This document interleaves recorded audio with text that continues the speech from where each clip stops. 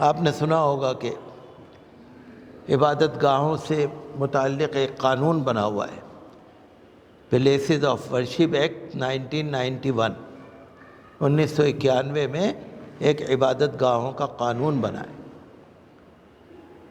اور بابری مسجد کے فیصلے میں 2019 میں سپریم کورٹ نے 1991 کے اس قانون کا حوالہ بھی دیا ہے۔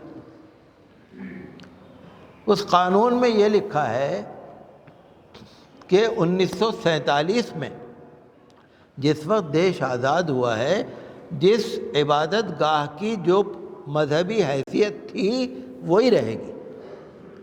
مندر تھا مندر رہے گا، مسجد تھی مسجد رہے گی، گردوارہ تھا گردوارہ رہے گا۔ 1947 میں جو بھی حیثیت تھی وہی رہے گی۔ کچھ لوگوں نے اس کے خلاف، اس قانون کے خلاف سپریم کورٹ میں درخواست ڈال دی۔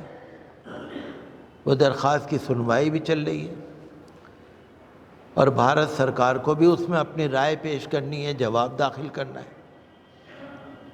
تو ہم تو یہی درخواست کرتے ہیں کہ جو قانون بنا ہے اچھا قانون ہے، وہ رہنا چاہیے، برقرار رہنا چاہیے۔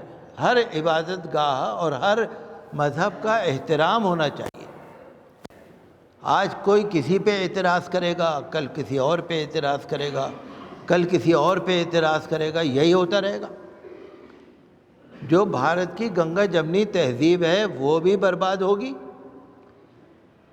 بد امنی بھی پھیلے گی، اور باہر بھی میسج خراب جائے گا۔ تو ہم تو یہی چاہتے ہیں کہ جو سپریم کورٹ نے بابری مسجد کا جو فیصلہ دیا تھا اس کو سمجھا جائے۔ بابری مسجد کے فیصلے میں آپ کو معلوم ہے سپریم کورٹ نے مانا تھا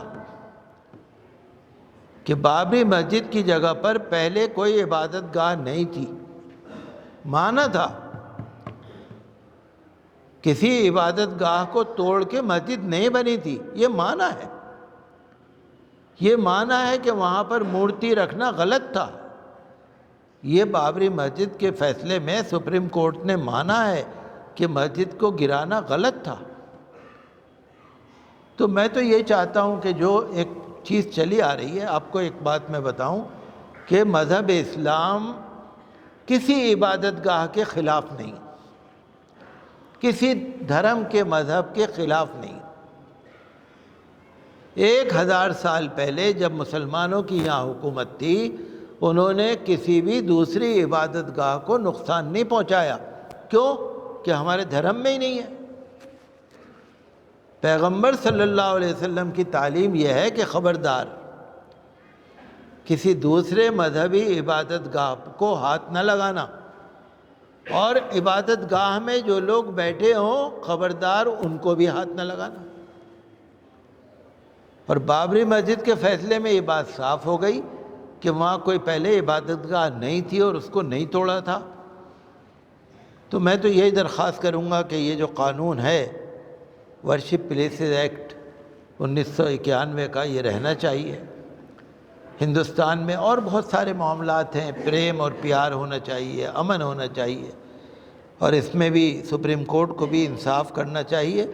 اور جو بھارت کی حکومت ہے ان سے بھی ہم یہی درخواست کریں گے کہ یہاں پر جو ایک قانون 1991 میں بنا ہے وہ برقرار رہنا چاہیے، تاکہ ہندوستان میں گنگا جمنی تہذیب بھی برقرار رہے اور کسی طرح کا کوئی جھگڑا لڑائی کوئی چیز نہ ہو۔ سنشائن ہربل مایوس شادی شدہ مردوں کے لیے جڑی بوٹیوں سے تیار کردہ اثردار دوا۔ اس کے علاوہ وزن بڑھانے اور موٹاپا کم کرنے کے لیے لاجواب دوائیں انڈیا میں کہیں بھی حاصل کرنے کے لیے ابھی کال کریں۔